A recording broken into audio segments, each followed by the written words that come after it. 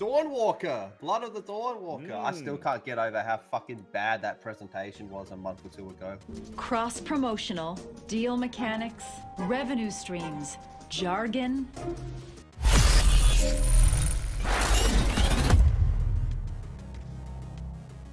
Blood of the Dawnwalker devs are focusing on quality over quantity. Holy shit, if this is true, I would much prefer this. I think we've all ranted about just Ubisoft bloated open worlds where it's just full of nothing.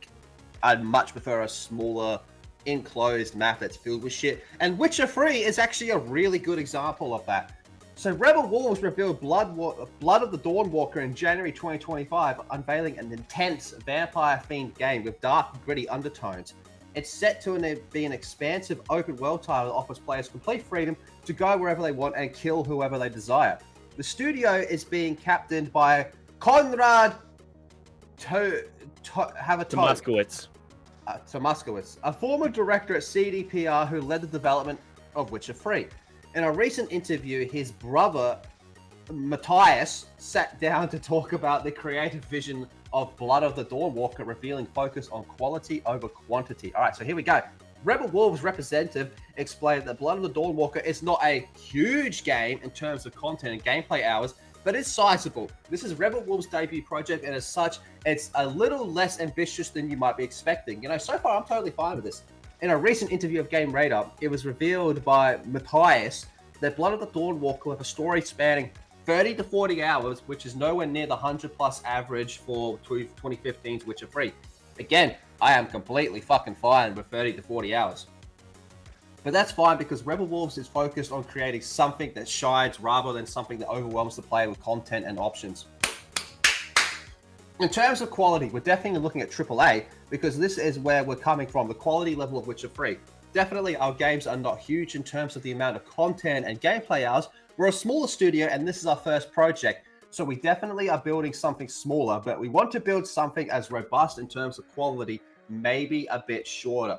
I'm totally fine with all of this, and I think you are extra as well. This sounds good.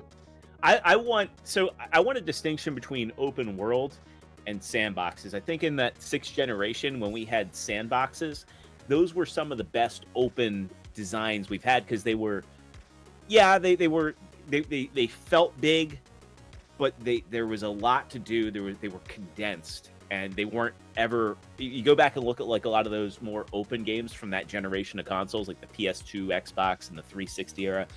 Those were kind of peak because they were big, they were open, but you didn't feel like you were in a big empty.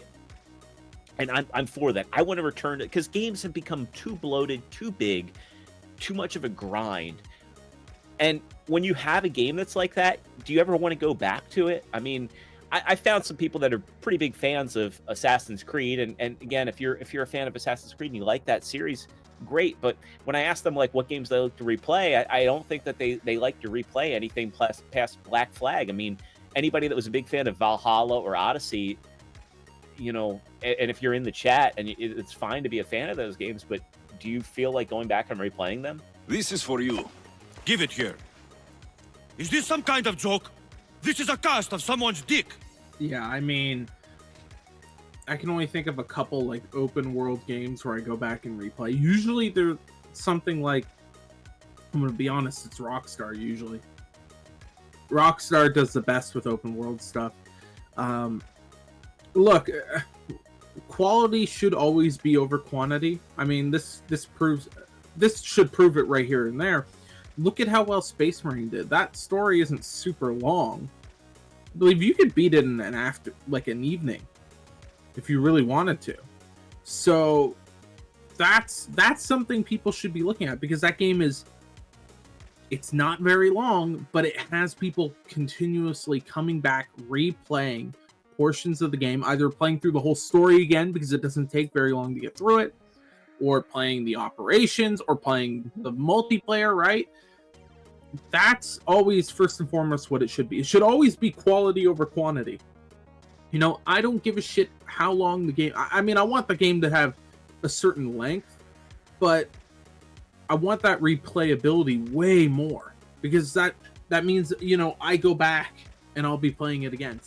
But if you got to aim for one, aim for quality always. Oh yeah, I think everyone would prefer, like, just reading off that, 100+ hours for Witcher 3, yeah, fine, whatever. Or 100+ hours for Cyberpunk, which is a much more recent game as well. Or would you take? Okay, basically what I'm saying is, would you take 100 hours of Cyberpunk or 20 to 30 hours of Witcher 3? I think everyone's going to pick Witcher 3.